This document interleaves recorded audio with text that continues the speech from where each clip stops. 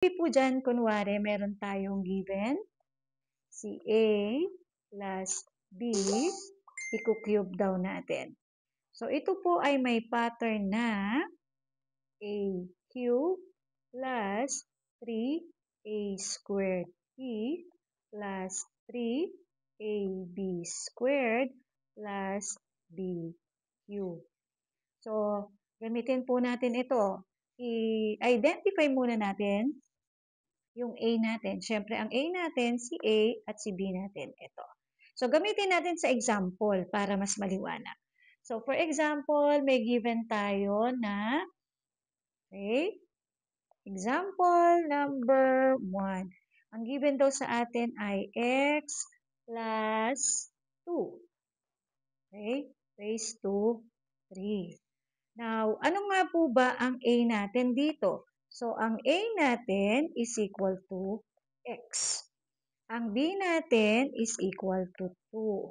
Ngayon, gamitin natin yung pattern para makuha natin ang sagot dito sa x plus 2 raised, quantity x plus 2 cube. So, ang mangyayari dyan ay, okay, i-write ko lang dito, x plus 2, okay, quantity x plus 2 raised to 3 is equal to, diliitan ko lang yung ano, A natin is x. So, x raised to 3.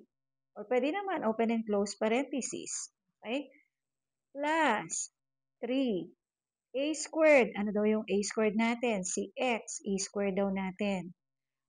Times b, which is equal to 2. Plus 3.